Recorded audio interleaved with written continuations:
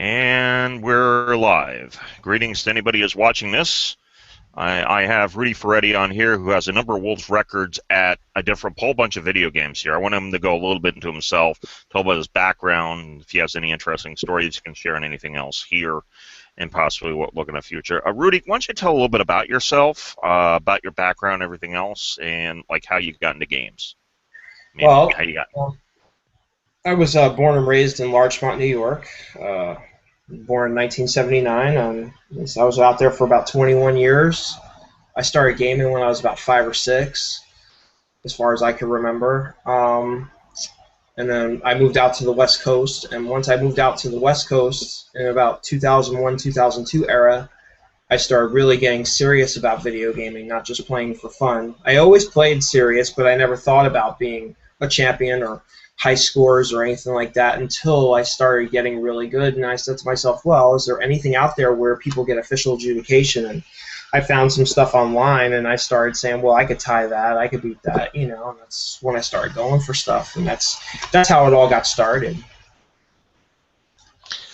Yeah, that's definitely cool. So you started when you were 5 at that point there, and roughly, how old were you when the arcades were at their high point? I know I remember being like 7, 8, 10. I'm 47, so about 10. I think about 10 years older than you, pretty much at this point. I remember being like pre-teen. My parents would give me $5, drop me off at an arcade, for example, and $5 would get me, and I would always like playing a new game there, and they would always have new stuff there. What age do you remember? What were some of the games you remember seeing when you went in there? What were some of the influential arcade stuff you remember seeing that really caught your interest? We had a place. We had a place in the border of Larchmont and Mamaroneck. Not to mention any names, but unlike people who make up stories, I actually have a story to tell, and I actually can tell details.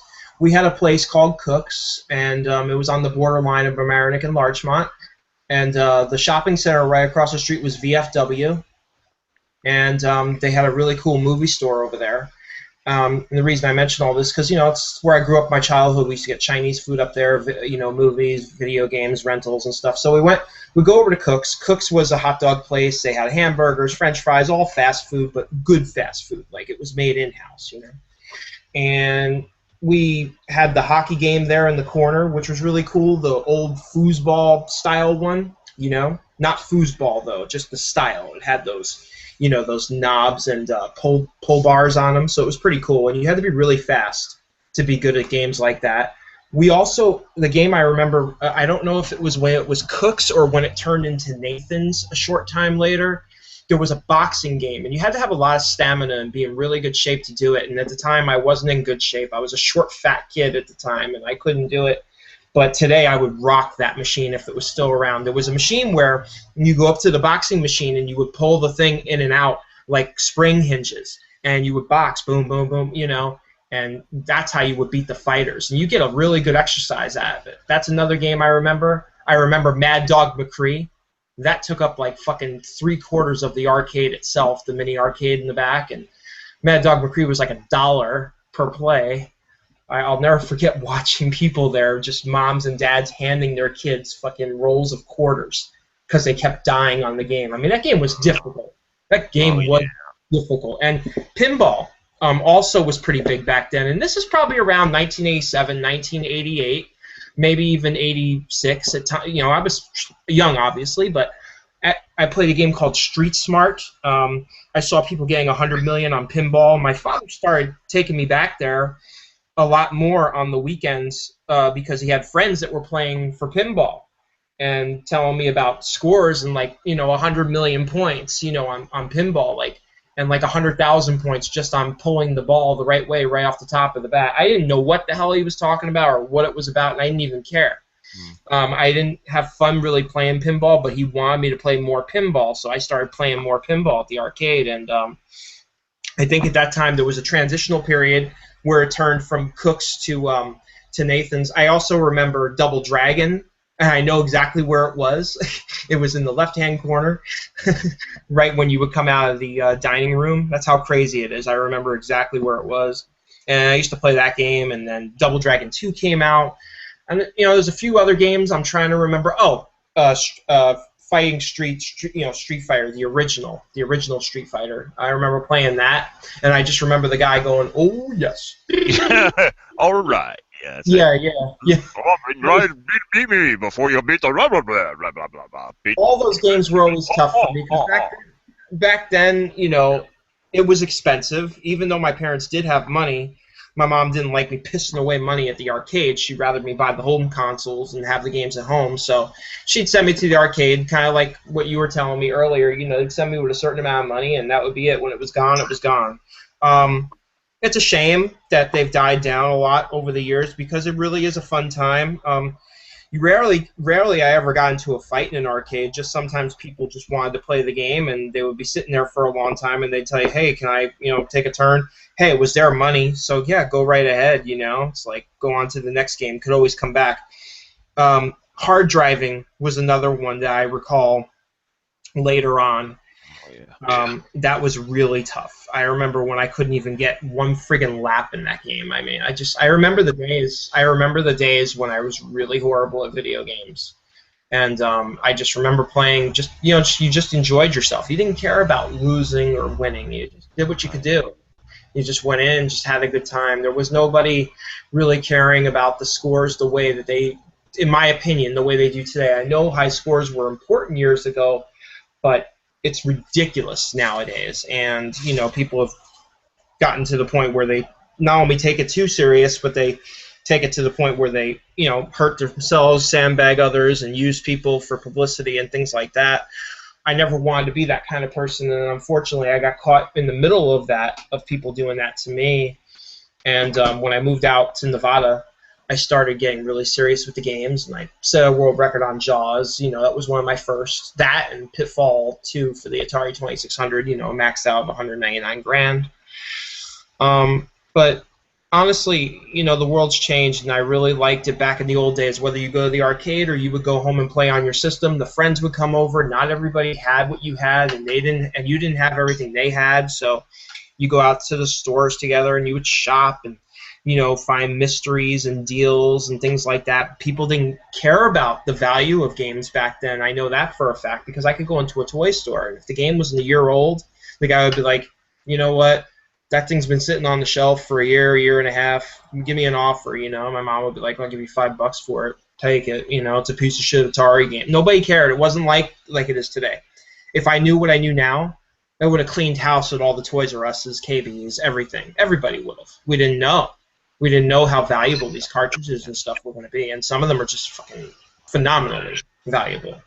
And that's where it all got started. I mean, but really, more than anything, to be realistic, it really started in my home more than anything. We had the Palm machine, we had the Atari, the Commodore, the Nintendo. That's really where it all started for me, because I grew up a little bit, kind of almost where it was the ends of the big era of the 80s. You know what I mean? I wasn't old enough to really play in 82 or 83. I was like 4 or 5 years old, so didn't really, wasn't around for that. Probably was in the arcades, of course, walking around with family and eating hot dogs and stuff, but it wasn't like, more home stuff. Right. Did you ever, I'm just wondering from your thing, did you ever get to ride Playland? Did you ever go down there along the boardwalk?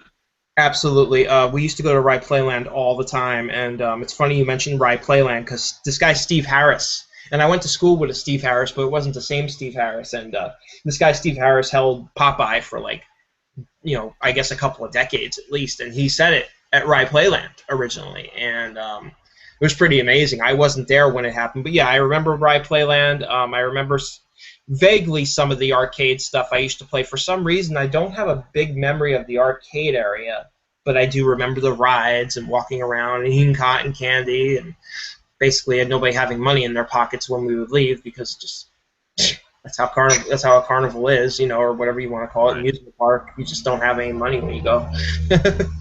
I was born in '67, and for me, going down to Rye Playland, there was two areas which, before you had the video games, there was the electromagnetic machines, and they had driving games. And I remember going down there doing that electromagnetic stuff on the boardwalk, skeet ball and mini golf. And then there was the county fair up here, in Dutchess County, and you go up there and you would play these old machines or something else. It's like a Sega tank game and stuff like that here. So that's why I was wondering. I had fond memories of going down the Rye Playland and hitting the arcade area. So I was just curious what you did from back then in the day. Yeah, it took me a million years to get on the Dragon Coaster, which is like a joke today when you think about it. It's such a little mini coaster.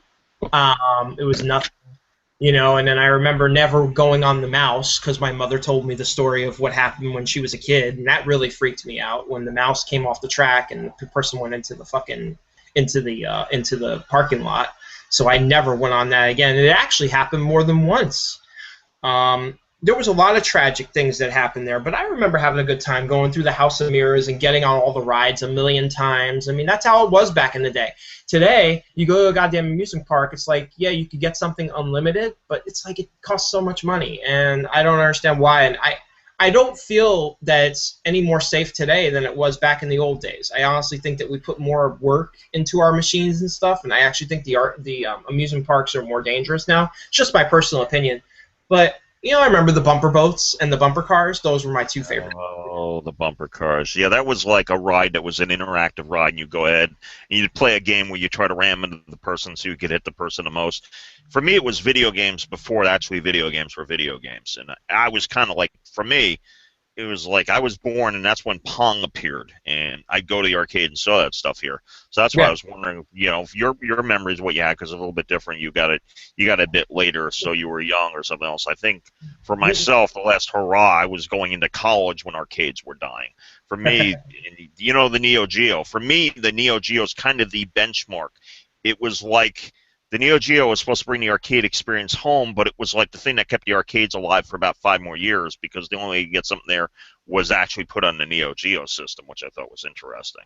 I remember something, and I talked to somebody about this who's really big in the arcade scene and knows everything about it. Like, that's his business, and that's all he does. He makes a lot of money doing it, too, still. I told him about something that I experienced at the New Rochelle Mall, and he told me that there's no system known for arcade for this game, and I know I played it because I wanted it on NES when it came out, and it was ice hockey. And he said he's never heard of a ROM. So did I play the only ROM or arcade stand-up of ice hockey in existence for its time? Because people have told me they've never seen it.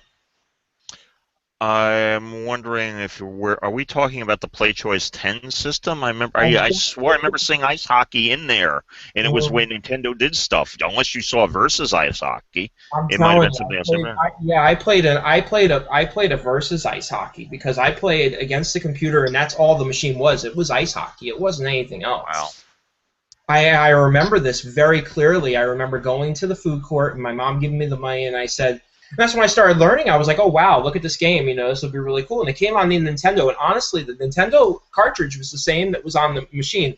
I would have known. I would be able to tell you for sure if it was Play Choice. I know no, it was a dedicated cabinet. But I can't prove it. I can't prove it. But I could just tell you, from experience. I remember it being blue, and the ice hockey players were on it. And it said ice hockey. Now, again, that could have been a fabricated cabinet, but where'd the ROM come from? And it's a mystery to me, but we all have that. I mean, even though that my friend's a professional and that's what he does for a living, there has to be something out there he's never seen, and maybe it was an exclusive thing for the mall or something they made. We don't know. I would speculate it's probably something they made or they hacked a Play Choice 10 and stuck it in there, because you do remember Nintendo Ice Hockey because you got Lanky and Chubby and Pee-wee, I think, whatever. You better know the names better than I do. Well, no, you just make up names. There was no names. It was just you had medium, skinny, and fat, and you just made up your own names. I used to call skinny and medium, and fat, and fats, and large, and fatty, or whatever. And you always wanted at least one fat guy, and then the rest like medium too. But skinny guy sometimes was good too. It just depends on what you were trying to do. I remember time where I could play that fucking game and I could score anytime I wanted to, anywhere. I can't do it anymore because I never really got into it, but I would love maybe someday to get that world record on that game, because I know somebody did like 300 and something goals or something on it. So it's interesting to me. And I'm pretty big on the hockey games, but Yeah, like I said, Nurshell Mall, I remember that. And then back to Right Playland, yeah, it was always a good time. I always like going to Right Playland. It's just, unfortunately, they didn't upgrade for a long time, so it was like you had to go to the same thing over and over again. But as a little kid, you enjoyed it. My sister was born in '69, so I remember her having the little handhelds in her room and stuff, and I didn't even know what the hell they were. I remember those though, growing up as a kid, and I remember Pong. My father had it at the house, and I would always tell him, I would be like, "Dad, where's the insert for this? Where's the cart? Whatever I said." And he would be like, "It's built in, Rudy." And I'd be like, "What the fuck?" I didn't say fuck, obviously, but in my head, I'm like, Uh, "Built in, Dad. That doesn't make any sense." right. Built-in game. So it would stick out, but it was a built-in. It was part of the system. It was pretty cool. And I have one of those, and yeah, Pong was always tough too. It wasn't easy. You had to get really good at that. Yeah, I remember the one thing my grandparents bought, what my parents bought me because they knew I was into the thing, the Pong machines, and it was pinball and stuff. That they gave me one, which might have been a Magbox unit or something else, and I would end up putting a switch between two of the games to get extra paddles on the screen, so they would have ways to manipulate that. Yeah, Yeah, I remember doing that. So pretty cool. yeah, yeah, I remember these things and the whole Pong machines, and you always have to have it, and then anyhow, yeah, there was a lot of stuff there, so that's why I figured I'd see some of the stories you remember when you were young that actually kind of were what you remembered, pretty much. I have another one too. You'd be really interested to hear. There was a place in Larchmont where I grew up, and was raised, called Great American Pizza, and Matt Dillon owned that place. And he was pretty well known, obviously, in Larchmont, and my family knew him and stuff. He was a good guy. Make a long story short, I remember going into that place and playing Street Fighter 2 Turbo, and like all the time. That, Mortal Kombat, and NBA Jam, and that was obviously towards the '90s era. And I Right. remember those three really well, and I just remember sucking at all three of them. I was Mm. okay at NBA Jam at the time, but some of those games in the arcade would kill you, even if you were good at them. Some of them would just the computer would find a way to fucking beat you. It was just, I remember those days. I remember it so big. And Rubber banding was the term they had for racing, which would apply like on NFL blitz. They'd be more likely to get fumbles or the shots would be off, just to keep the things close. That's what they would do in the handicap, and I think that's yeah, what the video games did. Yeah, I think I don't want to say arcade is it's not that arcade is harder, it's an acquired taste, kind of like, when you drink something or eat something. It's a different kind of gameplay. You have to be used to arcade in order to get good at arcade, just like with consoles. I think if an arcade machine had an attachment for controllers, it would still be harder, yes, in some cases, but I think it would also be easier for the console players to figure it out if they could use a controller on an arcade machine, like MAME. For yourself here, I mean, how easy is it for you to personally adapt to using a joystick? Since you're mainly a console player, I mean, do you find it difficult if I were to, to hand you the Neo Geo system with the joystick? I mean, is it something you can handle okay, or how does that work for you? You find? The funny thing is that's a great question. I've never been asked it before, but I always talked about how adaptable I was. I've never had a problem going from system to system, whether it be same day, weeks apart.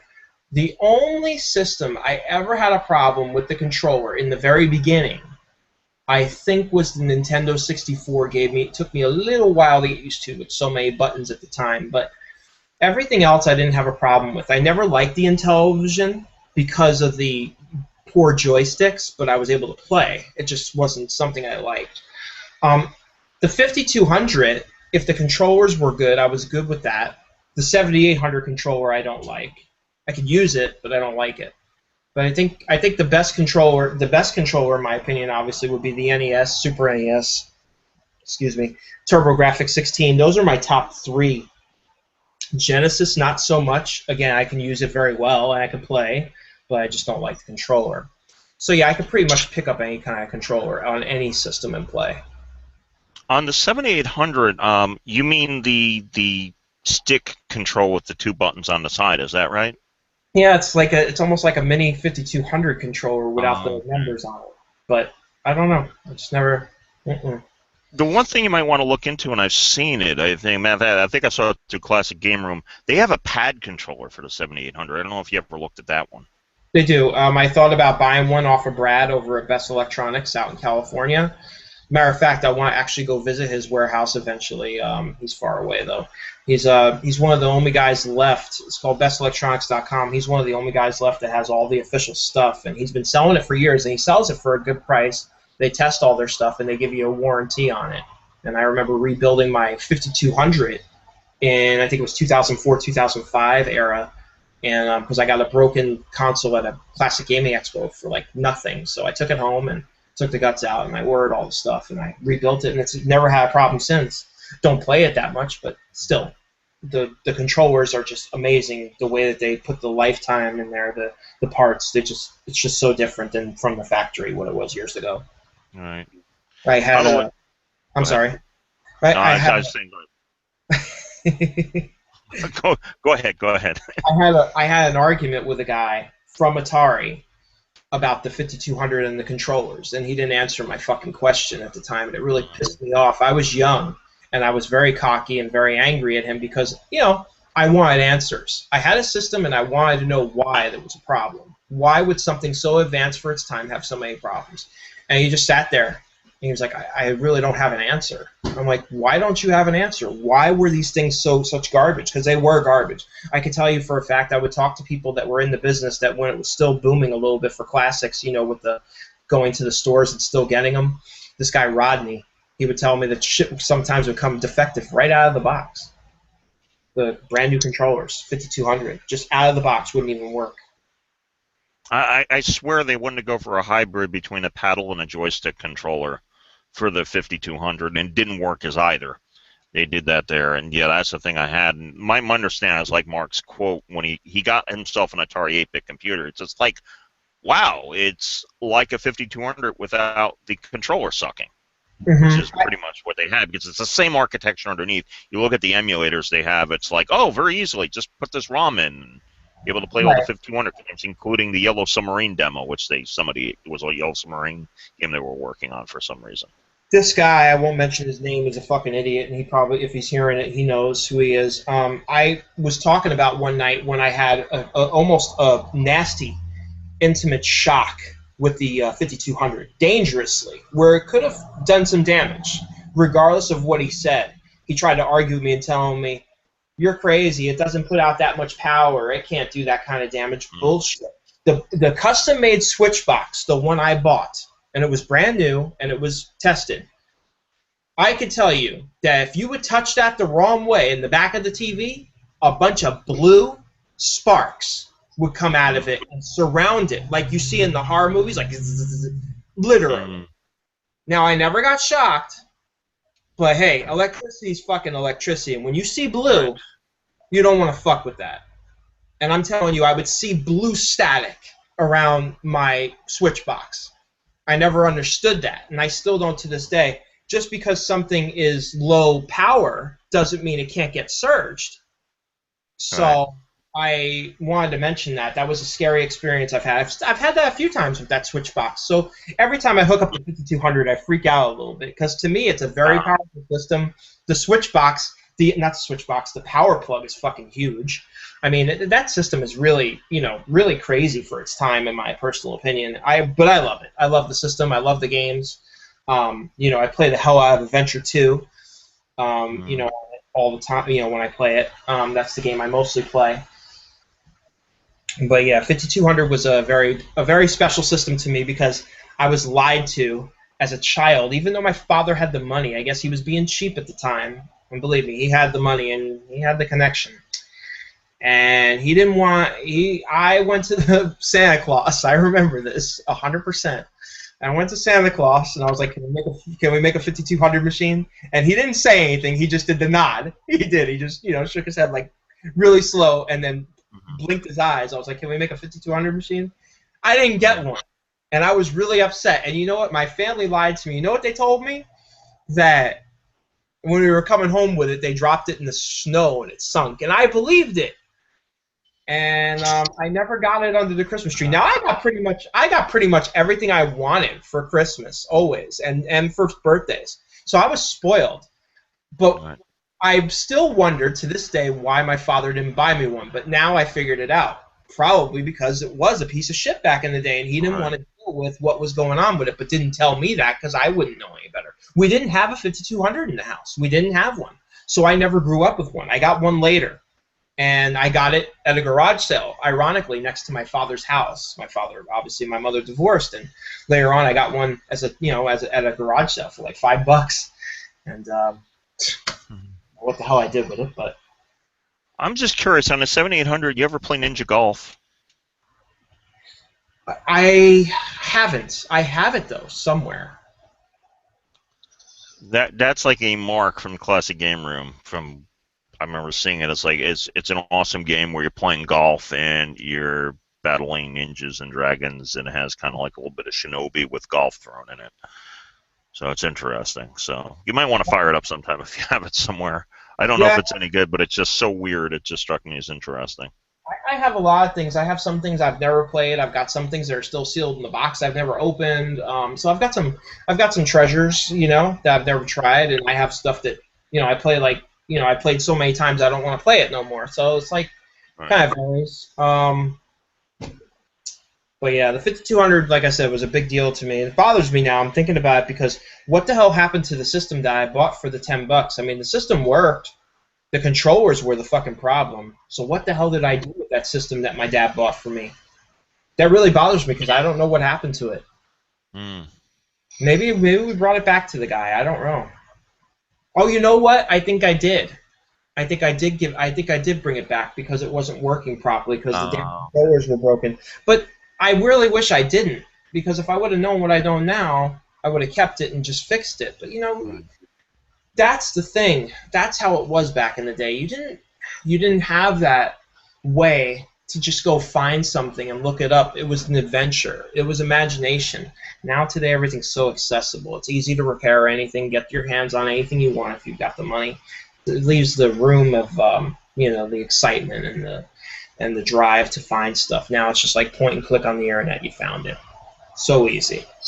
I mean, I found Brad in 10 seconds once the internet started becoming out. If I would have had Brad back then, he was always around. But if I would have known how to get to him back then, I would have had a brand new 5200 machine overnight. But that's when the internet wasn't really booming yet. I mean, we're talking like 93, 94.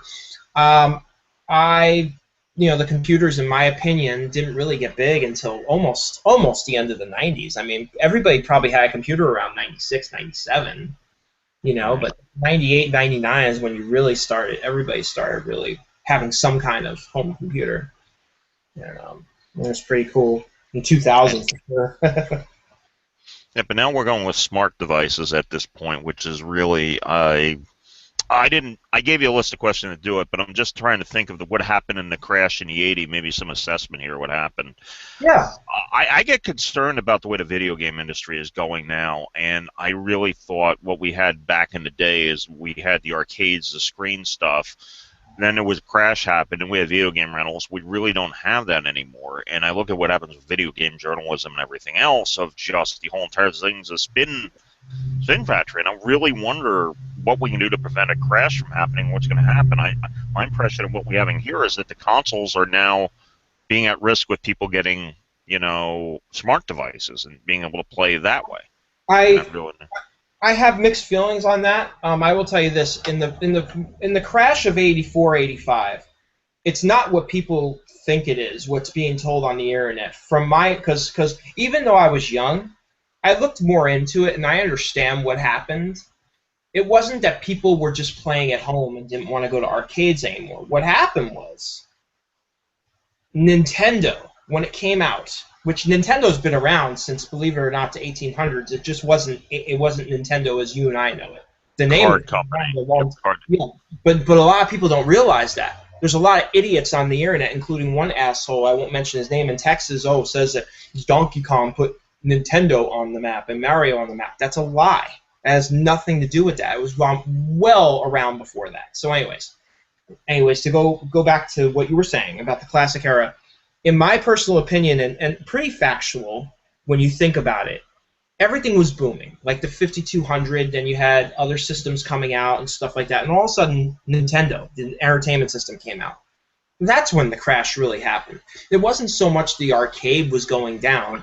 when the Nintendo came out, Oh. it was like on a different level for its time when it came out. 5200 was up there and probably could have competed, even Coleco if they would have fixed it up a little more, but it wasn't enough. They didn't have enough ROM and memory in it. So when the Nintendo Entertainment System came out and Sega Genesis, not only did it push you to stay home and play because you had that arcade type feeling at home, but they just changed. It just changed the gaming industry. I wouldn't say it was a crash. It was more that just a new millennium came in for gaming. Nintendo was something completely new of its kind. It had every single kind of different game you could think of, from fighting to female exercise, whatever. There was nothing like that before that, and really even today there really isn't that much variety in my personal opinion. So if there's another crash, let it be. People need to learn that the classics are the reason why it's all here, not for the new crap that's out there. So if it crashes, let it crash. Maybe everybody will start buying more old stuff and bringing back more of the classic era. But that's my personal feeling on that. I understand, nobody's ever 100% accurate, but really I don't believe it was a crash. I just believe there was just a change, and you could have everything at home. Again, that's not the reason I feel either the arcades were going out of business. I feel it's more of a millennium type thing, not really so much, people just stopped going to arcades. Just, Yeah, you could, I think you really have to look at the different aspects of it. I think when they talked about the crash of the 82, 84, 85, that period happening, it was the home, and then the arcade still was there. Ironic thing was, even though there was massive contraction, my understanding is Atari was still selling 1 million units a year. And when the NES came out, I was in Toys R Us, and the guy goes, he's looking at, do I get the Nintendo Entertainment System? And he was buying a 2600 as the NES was rising, and I thought it was ironic they had that. But well, yeah, let's take a look at this for a minute. What about when they call it the crash, okay, 84, 85. Here's the thing, right? 84, 85, but people were still going to arcades. I know because I was still going. I was young. I didn't really start going until like 87, but keep in mind, I was going in 87, 88, 90, even 91, 92, I was still going to arcades, and arcades were still being built. So what crash really was there? I'm just saying, that's my debate, because I saw arcades still being built, even in the 90s. It stopped, but it was still going. I think the home computer, because I got caught up in that period. I'm an Atari guy. I go back to Atari and everything else, but it wasn't the consoles. I had the stuff there. It was the arcades, and then my parents got me an Atari 400 computer, and I got Atari 800. I was doing all the 5200 stuff on the computer and watching my face getting bludgeoned by Commodore. And that's what I had. Eventually, I got a Commodore 64, had that, and went to PC and had it. And then when the NES came out, got back in the consoles. But I think a shift, and this is what I'm seeing now, is like a shift from the buying, although the consoles are still there, just a lot of shift to smart devices and people playing there. And it got established. What happened prior to the crash was, yes, there was arcades, but for most people, they said, well, is this a viable format or not? And that's why Nintendo, didn't want to carry consoles, but people were still gaming. They were still playing games. Sure. It's just on different devices. There was the arcade. You had the computer. I had that. I mean, the stuff I was doing the the Atari stuff. We had the systems at home, but I still remember all of us going to the arcade. We always wanted to go out because remember, the games still weren't as advanced as the arcade yet. Now it's different. Now it's basically equal, obviously, today, but that's not saying much. I've not really found today's games. I am not impressed with the graphics because it's modernized, but it takes away from the gameplay. Yesterday's games had the better gameplay and didn't have the graphics, but the games of today don't have that gameplay, and they don't. And nobody could argue that, because you and I, even though you're older than me, you grew up in that era. I just grew up later on in the era. And, there's nothing like yesterday. They've gone away from the scoring. The fastest completion is different now. Everything's different. It's not like it was. See, my take, what happened here with the Nintendo is a different thing that happened, is that people then started seeing video games as a storytelling device rather than on the gameplay. When you design an arcade game, that type of approach, you had to have something that was accessible for a new player. but I Hmm. had to ramp up and have the skill to be able to keep the person coming back and putting quarters in. When you introduced the Nintendo, yes, it was a development for storytelling, but there's been very much a focus on storytelling in Hollywood. My take on it, it's overwhelmed the industry to the extent of it that all the old arcade games have that style of play is defected to mobile devices, and you have stuff like the casual. By the way, I'll just say a little bit about caters. I mean, I have the casual, retro, and indie games. They overlap a lot. I mean, the old style play you get is gone to that there. And that's where the gameplay is gone. I mean, the innovation in play mechanics is on these devices. And yes, it's a touchscreen now, which doesn't work well. But I think that's where the shift has gone. The simple thing I can play 30 seconds and get really good at and everything else is done. But now the big Hollywood production thing is like I have to fall in love with the characters and everything else. So that's the new era, is that we don't have it. The closest thing we have now is probably like Call of Duty Online, guys playing each other. I know you had some fucking idiot trying to compare Call of Duty to Pac-Man. What it, it's the dumbest comparison I've ever heard in my life. Call of Duty is okay if you're doing cage matches. I don't respect the 5-on-5 match because it's not real skill; it's the outcome. You can only do so much, and there's a lot of glitches. There's a lot of lag. I think that one-on-one is the only way to prove best skill in that game. Whether you're going against a computer one-on-one or you're going against somebody one-on-one. And then it gets hacked by some lizards who take the system down, and you're waiting for it to go back up. And that's what I did. By the way, my biggest hit for my channel that I have here so far, and hopefully you get 100,000 people watch because you're interviewing. I don't know if that's going to happen, but I posted opinions as like, oh, the network's down, Xbox Live and PlayStation Network down. Here's some suggestion what follows. What follows meant for the channel. And most people thumbed it up. I got a few people thumbed down and says, you know what? Get off the damn console. Go load up and go play some board games with your family. Go do something else. Boot up an old school video game system. Well, I agree. You don't have to log online and play people. This really should be a medium for you connect and meet people, and that's why I'd like to bring the arcade back. But now what we have here is it's like everybody playing online. They think they got friends and they did it. I mean, I've had online experience ruin Borderlands for me. You know, happen to like the first-person shooter and stuff. I got insulted and the guy gave me a shield to have unlimited life. It was crazy, but anyhow. Can you imagine? A lot of people argue this, especially the idiots that think they know everything. If we had the capability we have today, back in the old era, I think there would have been more people online. I'm not impressed how many people there are online today, because here's the thing. The population's much larger than it used to be. There's more systems now than ever. It's more, there's more mass production. So when people talk about sales and how many people went to see this movie and all this bullshit and it breaks all kinds of records, it doesn't impress me. Let's go back to the way it was in the old days of how many productions of each of these things were happening, how many people were on Earth and everything else, and then let's do a comparison. They're just doing they're comparing to today from yesterday, and you really can't do that. Because how do we know that Pitfall or Pitfall 2 wouldn't have had 1 million users online playing that game if it was an online capability back in the day? Because Pitfall 2, I remember playing that the first time. It was pretty advanced for its time. Yeah, you had to get really. The thing is, guys coded to the metal and everything else, and you had everything else that was a single concept. I could argue that Donkey Kong changed everything, good, bad, or I don't know, for the worse, because I think since the advent of Donkey Kong, that introduced the concept of levels. And with levels came a push for storytelling and everything else, which is fine. I'm glad to see push it. But now we have people saying gaming, and I have guys argue, well, a game needs a plot and I need characters. I mean, it was like one guy doing an interview with Civ 5 complaining that the game didn't have a narrative and a storyline. I'm going, what? Yep. You're kidding me. Really? Civ needs to have a storyline? You're doing the story. And that's what even Miyamoto, for example, said in an interview. It's like, what the heck? You don't try to do movies through that. But anyhow, that's my beef. I'd rather focus on the old school play. But right. Well, a lot of people don't realize too. They think their new games are more complex and hard. They're just longer. They're not harder today. There's nothing harder about these games. I could tell you right now, I could take a sports game compared to my old school sports games, which I destroy.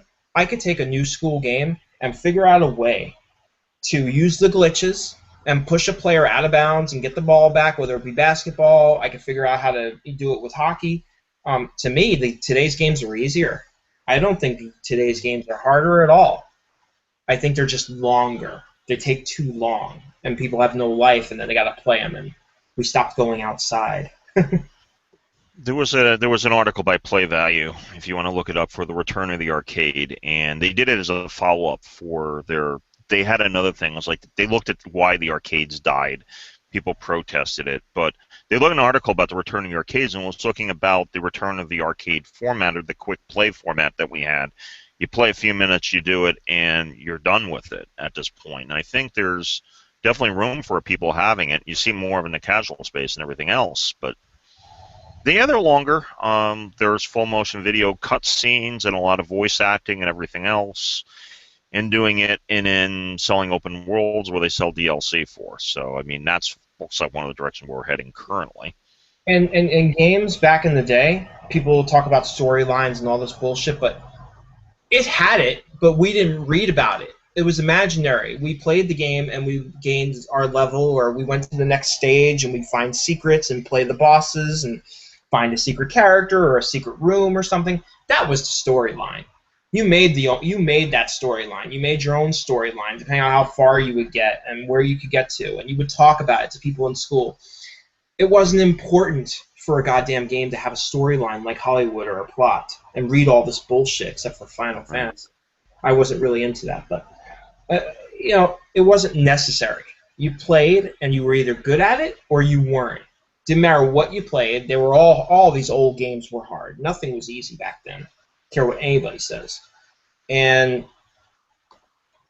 Well, outside of Laser Blast, but I mean, Laser Blast is a different issue. yeah, That throws you off the loop. One is hard, but if you put it on Commander level, you ain't flying through it. Level 4 is pretty tough because it goes fast, really fast. I want to make sure we're talking about the same game. I'm thinking the Activision game where you have the little tank on the bottom shooting the lasers. In the saucer on top, and you would shoot the tank at the bottom. You had to shoot the tanks at the bottom and shoot the laser. No. Laser Blast is you're above. You scroll with your spaceship and you shoot down. Okay. Yeah, you shoot the lasers and you shoot the tanks. I remember that. Whatever it is down there, right?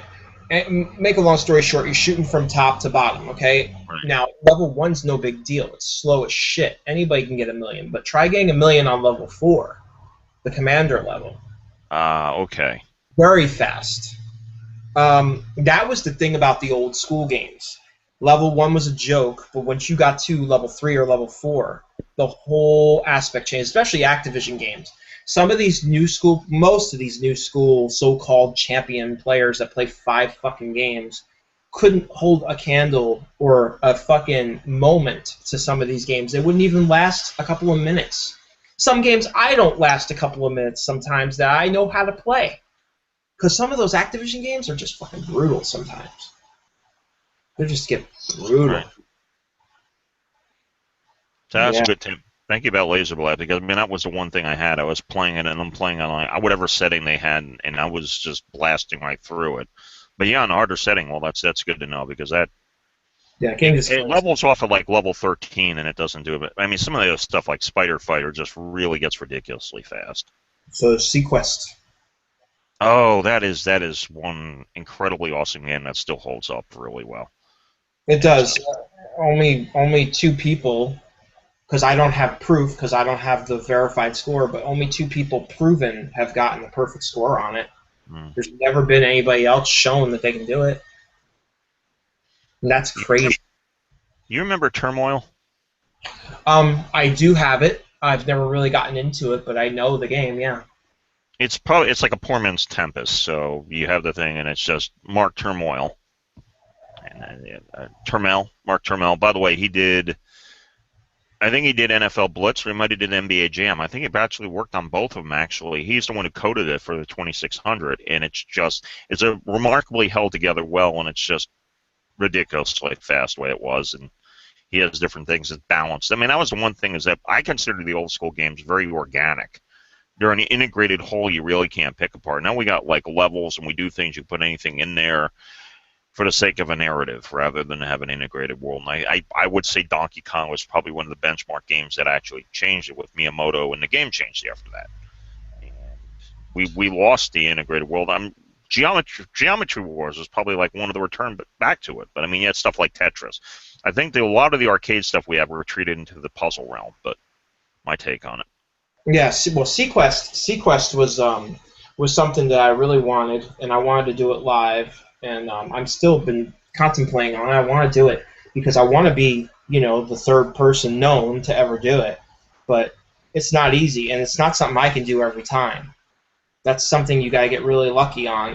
And there's a way to float in between the ships, and then you concentrate on one guy. That's the idea, and it could take 3 or 4. It takes about 3 or 4 hours to do. According to Todd Rogers, he did it in like 45 to an hour, which I don't believe, but he was the king of Activision, so there's stuff he knows that I don't know. Um, you know, but yes, some of those games are just retardedly hard, even today. Even today. Well, let's get back to ideas because you tended to try to find things different. Maybe you can go ahead and share a little bit of where you get your ideas of what to go after and what to target. And I know it's very easy, and I think my take is that you've got a few game rising to the top everybody does because that's where everybody is and they want to beat everybody else. You've tended to do a little bit of a different approach towards it. Maybe explain about your ideas and what you get from and like what to go after and what you're trying to do. And Well, your inspiration, where does the muse speak to you? Because I mean, when I've done game design, all of a sudden a word will pop in my head. What is like the muse that speaks to you, and where do you get the ideas and etc. on that? well, when I first got involved seriously with it, I saw people have max scores, perfect scores, great scores on certain games, and I started copying them. And I was like, well, wait a minute. Why am I going to do what everybody else has done? Let me do my own fucking thing. And people were like, oh, nobody plays this game. Nobody cares. I didn't give a fuck. I wanted to be the best at stuff that nobody else was the best at, just like other people did in the past with Activision and everything else. So I wanted to be the new era gamer of classics and do games that nobody played or wanted to play or could play. So I started picking up all these obscure titles. So I matched some other people's titles on older games, max outs, things like that, on Nintendo, Atari, things like that. And then I started picking up games. Well, has anybody ever got a perfect score on this? Can a perfect score be done? So I would pick that game. Then I would take this game. Somebody did, only 2 or 3 people did it. Okay, well, I'm the second person now in history to do that game. Here's another game nobody's ever played before. Well, wait a minute, somebody played it, but they didn't get a perfect score on it. Can I get a perfect score on this game? I figured out a perfect score on that game. Wanted to be the perfectionist of classics in a modern era, and I've done that. Not at everything, obviously. I still have a lot of games I can play, but I've taken a lot of games that nobody ever took to the levels that I've taken them.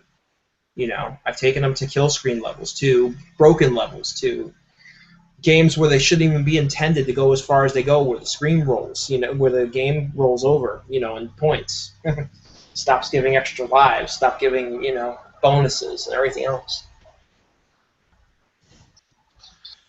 So that's inspiration. I mean, let's see. I'm trying to think about a way to do that. I mean, I just wanted to be different. I didn't want to be. It's kind of a double-edged sword. If I play everything everybody plays, right, I'm a copycat. right. If I play everything I want to play and nobody plays, I'm an outcast. So either way, I'm fucked. So I just figured go for both. Yeah, speaking of that, I think part of the thing that led to this conversation was you said what negative score I went for, and that was the one you said to get the low score because that was one of the things you did. I think Astro Smash. Mm-hmm. The idea. We discussed that bit. Can you tell me how that looks? Because I said, why don't you go for it? I mean, negative score. What has been your experience so far on that, and what do you think of it as being tournament worthy, and what should we do with it at this point? I didn't have my official Intellivision with me, so I took out my Intellivision flashback, which for this challenge it's fine because I don't think anybody's ever going to accept this score, but it doesn't matter to me. I mean, it's about pride, right? So turned it on. I started playing. Actually got killed right off the bat pretty fast. I messed up. And I started playing after that, and I kept playing. And I got about 3,000 points, and I just got bored. The game seemed to get faster. Your difficulty level didn't go up, but it did start to get faster. The blocks started coming down faster. I ended up with like 3,000 points, and I just gave up. But it wasn't easier. It just doesn't get, how can I put this? It doesn't get the same type of difficulty, obviously, as the positive side. But as far as negative, it's still not easy. It still gets a little crazy, and then it goes back and it gets crazy. And like you were saying, it's more of an endurance thing. So I think that since you can't get extra lives and it's not something that can be done forever, in my personal opinion, I think you should be allowed the 3 lives and see if you can get to where you could get to. Because you're going to die. You're going to get caught up in something where, you'll get a cluster and you won't be able to get to it, and the beam will be in there and it'll kill you. And with only 3 lives, if you can get 100,000 points, that would be amazing, because the score is so slow. It takes like 20 minutes to get 3,000, minus 3,000. Because if you're shooting them, for example, that's what you do. You blast a cluster, but you're working against yourself whenever you shoot. That's one of the endurance things like that. You have that one. Right. What other games do you know of that go negative score that you could do things with? I've never encountered any games that do negative score per se. I've encountered I'm trying to think. I've encountered games that do trying to think. I've encountered games that do the 0 score. I've encountered games that do low scores. I've never found anything that does negative. Never seen it. That's the first one that I've seen that does negative.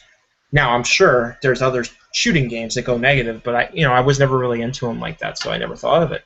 You actually gave me an idea I never thought of before. It would be interesting. The only thing is, I know that you'd have to stream and take a screenshot, because when you get so far into it, it says your score was 0, or it goes maybe 10 or 20. It doesn't track what the negative numbers are. But on the flashback, it looked like it showed me my final score negative, but I can't remember now. Okay. I turned it off. I can't remember now. I turned it off. There was a couple other things I did too. You might be interested in. Besides low scores, high scores, max out scores, 0 scores, I decided to take sports games to another level. Having the biggest blowouts and things like that, most 3-pointers. I wanted to do something that people weren't interested in. Again, something different. I wanted to do the largest comeback. And I'm sure people sit there, well, how the hell do you do that? If the game starts at 0-0, how do you let a computer, run up the score? So I figured out a way to manipulate the playbook in the computer's favor to run up the scoreboard on like Tecmo Super NBA. So I let them run up the scoreboard. And I went down 140-0 in the first period. So I had 3 periods. I had to come back in 3 periods to win. I came back from 140 down just in time in the 4th period to win. So I had to come back from 140-0 down in only 3 quarters. I actually thought of stuff like that there when I was looking at Madden. I said you set the game on the easiest setting and try to figure out who can get the highest score at that game. And I think I'll segue a bit in here on some ideas. Maybe we could brainstorm a bit here, and maybe we'll wrap up with you discussing maybe what you are. Oh, before I begin with, are you a fan of elevator action? I am a fan of elevator action, and I'm actually the champion of the NES version of elevator action. Your logo I'm looking at, I just said, wait a minute, you're Agent 7, I think, or whatever. By the way, what's his name? Otto? Is that the name of the agent in elevator Honestly, action? I don't know. All I know is that game is a bitch, and you gotta really have a good eye, which I do. Even though I wear glasses, I got a good eye for things, and that's how I got good at that game. I figured out a way, and I'm not afraid to talk about this, because since leeching was allowed, because the artificial intelligence, as you know, gets on their goddamn stomachs like friggin' animals, and they shoot at you with a machine gun-like spray. I figured out a way, and I don't mind sharing my secret because it doesn't bother me because I could do it anytime. You float in between a section where the elevator is and where they come out of the doors. This is not easy. I make it look easy when you see me do it on tape. One fucking mistake, and it's over. One mistake, and it's over. And you got to shoot just in time when they're coming out those doors. If you go down too low or too high, you're dead. So you've got to get that off. You mean? Go ahead. Sorry. It's okay. It's minimal shots. It's not about you taking your gun and spraying it all over the place. This is about accuracy. This is about taking the least amount of shots in the least amount of time and getting the fuck out of the way when they start to get crazy. I got it so perfect, dude. I figured out a way where the game would run out of memory on the first stage, where after a certain amount of bullets fired in a certain section against a certain amount of characters, the game will start to slow up like it's breaking down, and it'll freeze. Nobody's ever done this before. I figured it out, and I showed how I'd figured it out. And, of course, I didn't get the credit I deserved. So you have to kill yourself off just in a certain amount of time before that freeze happens so you can go to your next life. The game can't be played infamously, unfortunately. Number one, you can't advance enough to play it infamously because it's just impossible. And number two, since you can't get enough extra lives, you only get one extra as far as I know. So you have to judge and try to use as little bullets as possible in order to get that computer, and then try to reset the elevators if you can twice, which is the rules, which was changed by the former asshole corrupt ref when I had the world record. But I got the world record back with the new settings. I just never submitted it. It's not perfect, but it's very close. It's very close to perfect. When you're saying floating, you mean you hop in an elevator and go up and down and make sure you float just enough between you're riding in the elevator. There's a section. There's a section in the stage where there's three areas, three floors, and you just go up and down right there with the elevator, and new doors open and shit like that. Eventually, you can get them all to pile up on the elevator and crush them all. But if you do that, you better be ready for them to come out the fucking door like right away, shooting again at you. So it's not something you want to fuck with. It's kind of like a sequest thing. You want to concentrate on one guy at a time. And the good thing is eventually you can get them all piled up onto an elevator and leave them there, and only one guy you have to worry about coming in and out of the door.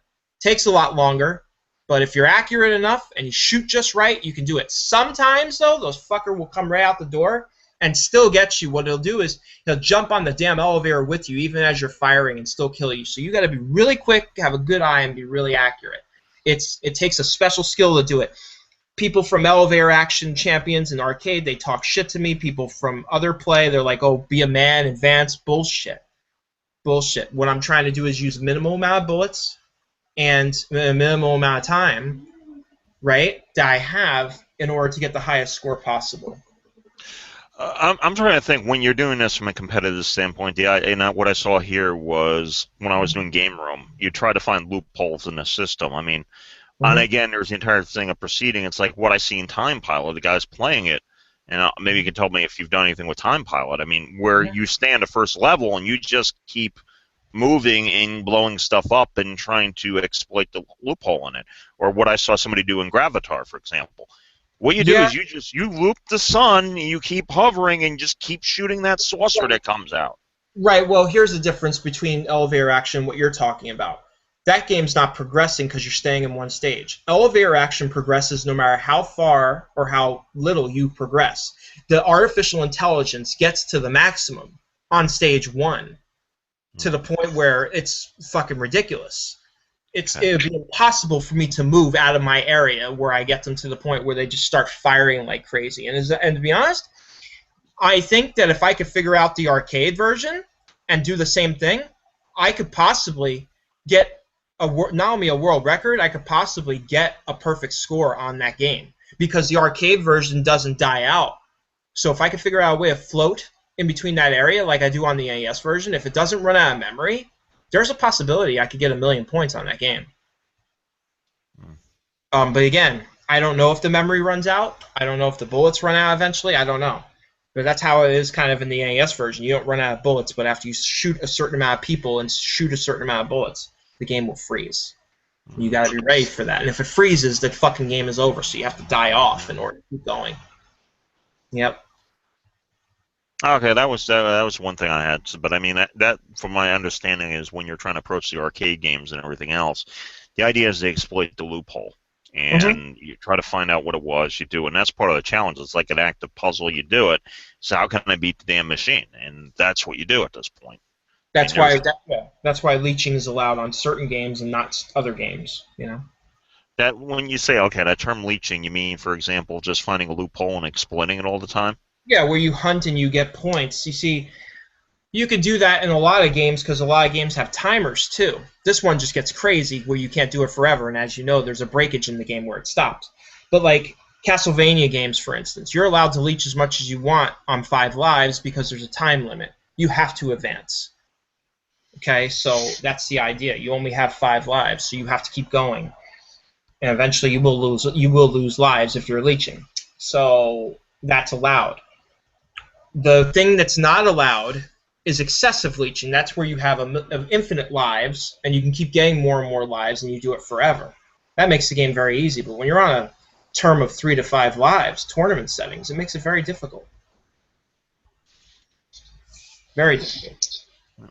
Another thing I think I'll try to ask you about here is that, again, the thing I've also mentioned to you, and some people had an interest, but you look at the pinball has the IFPA and PAPA, and what positively, I know we've had a lot of issues and stuff here, Hmm. and I suggested PGA for Pac-Man, which is the player associations, the players organized, they look after their own interests, they get their own sponsors and everything else, and that might be it. What do you see can be done to actually overcome the barriers? What would be your suggestion that what you do from a leadership perspective to be able to get things to get people to work together? And it's $1 billion question. I realize it. Every single civic organization does it.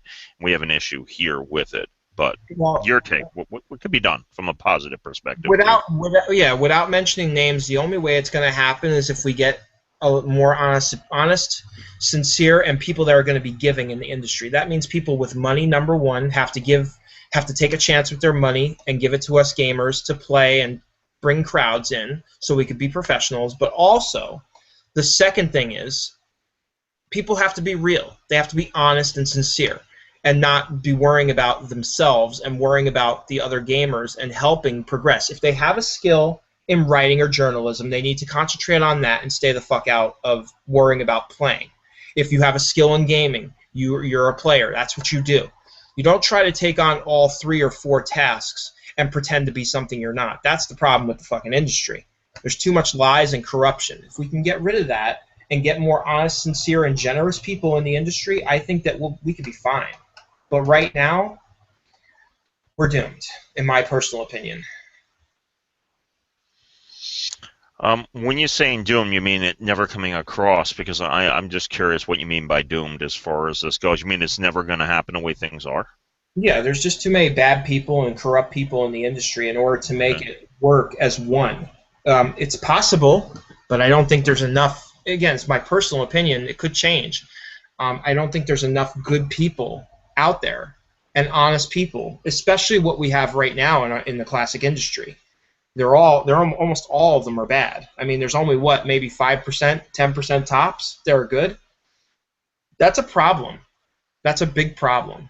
That shouldn't even be. It should be at least 50-50 or 60-40. It shouldn't be 95% of this community the way it is. It's sick, or 90% or whatever you want to call it.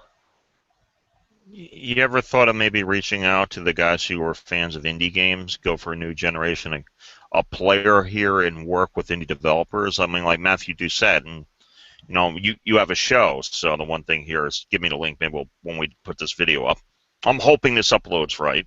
Well, I'll point a link to wherever your show is that you have. I mean, like a Matthew Doucette, he's the world champion at Geometry Wars, but also he's an indie developer. To get these Hmm. indie guys together to actually do stuff, I thought about I, going into development of flash games. I mean, since I have one or two right now of my own Atari 2600 cartridges, which I had a little help developing, but I did those. So with those 2 games under my belt, I would really love to go into flash games. I'm also an elite flash game player. I'm very good at flash games, so I would love to possibly look into getting into flash development. The idea would be to get players to get to actually do this. I mean, I would recommend people doing weekly leaderboards and everything else at this point, but to get together with the indie developers and have guys to work on the pool of generalists. That's kind of the PJ for Pac-Man I'm working at to get these done here. I mean, if you have the guys who are going to marry to a few games, old concepts, and you go about politics and stuff, Hmm.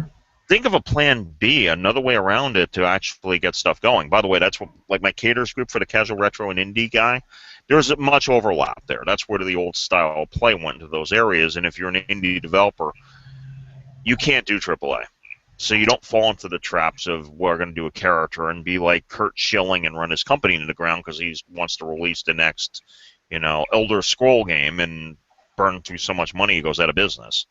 So you're forced to think small. You're forced to think of clever play mechanics. Anybody who works on it will tell people they need to do this. So you get old school style play, and that's what people remember anyway. So that Yeah. might be an angle, as I said. And I think we've had discussions. I'd like to see who else wants to get involved with this, and just go ahead and announce who you are, and go ahead and just bring the good people in at this point. Um, when the stakes are small, the things are the most fierce. But anyhow. No, I hear you. So let's go. Let's talk about the future, and then we'll wrap up here. I Yeah. think you probably do. What are some of the things here? Let's wrap up with what you're seeing for yourself for the future, what you're working on, what we can do. Positive note. Let's get people a bit pumped up here about what you have coming down that would be possibly of interest. Honestly, and this should be of interest to everybody.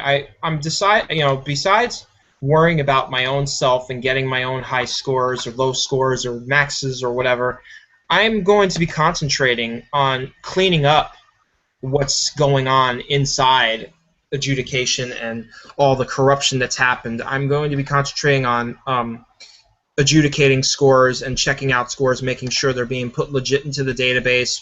People are playing legit and not cheating, and catching all that and pointing out, the truth of what's going on. That's going to be my next thing, and people should be excited because I'm going to make sure that people are not cheating, and I'm going to work on that. And that's actually going to be part of everybody's job. That's going to be part of this new so-called era of, classic gaming and verifications of scores. It's going to be a lot of adjudication going on. On that question here, so long as people are going to be married to the high score format without a clean room to submit with, I mean, is it going to be really plausible to get anywhere? Or do you think we really need to move towards a live tournament format where you have guys to make sure the equipment's standardized, you play with certain parameters, you play at the same time within the same block, and do like what pinball has? Right. Or Well, are we... yeah. No, I'm on the same page as you. I think that we do need to start fresh. Um,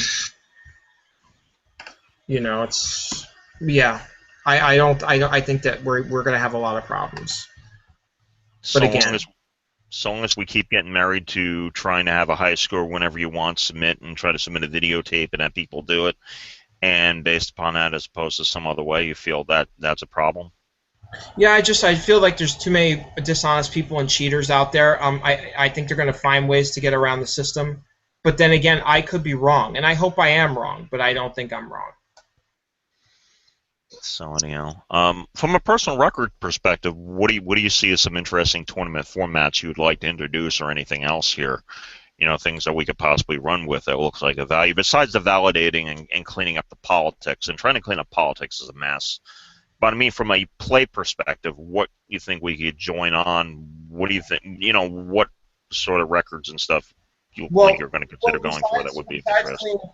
Besides cleaning up the history and the politics, which needs to be cleaned up, I think that what I'm going to be concentrating on, what I would like to see is sort of like bracket, tournaments like Archon. You wanted to do Pac-Man. Games where people can play against each other, and whether it be two-player or of course against the computer, in a format where they can get eliminated right on the spot, or they could advance and play the next guy. It's really what I want to see. I want to see all-around gaming, not just arcade and classics. Classics, arcade, computer, flash, modern, everything, all in one. That's a true champion. If you can do it all, you're the best. If you can't do it all, you're not the best. You're just one of the best. That's how it works. Okay. So it'll be interesting to see where things go here. I definitely want to thank you for this interview here. I'm hoping this uploads correctly. I'm We've sure had it some will. technical glitches, and I definitely got to get better at this. It's long. I don't know if I'm going to be capped off here. I think What time did we start this? Around 9:30? I think 10 o'clock. So we're going on an hour plus here. So we'll definitely see how it goes. I definitely appreciate talking to you. Hopefully we'll keep in touch, and I'll see who else I can get involved here. I give you several names, hopefully, on your show. Send me the links for that. We'll edit this. I'll try to get this video out in a few days. All goes well, and just get the links up. Just give me the links, and I'll try to point to whatever you're going to do here, and we'll see what's going to happen. By the way, for anybody else watching this channel here, I'm going to, if I can get this to work right, I have other people who do board game design also. There's the designer Cosmic Encounters I'd like to bring on. Some other people do this video game stuff, and designers and anybody else remotely of interest. I mean, I would like to get this big enough. People help me get 1 million views here, be big, so I'll have Nolan Bushnell come in. Rudy, what do you think? Should we have, after Nolan's done with me, he can go on your show? What do you think? Yeah, man. Anytime. That would be good, and we'll have some Pizza Time Theater pizza or something. I don't know, whatever. So anyhow, all right. I do want to, Rudy, thank you for your time here, and hopefully those will get up. And no, I definitely appreciate it. We'll talk later. I definitely appreciate it. Again, I do want to thank you for your time. Okay, Thank you. take care. Thanks. Good You night. too. Take care. Thanks. Good Goodbye. night. Bye.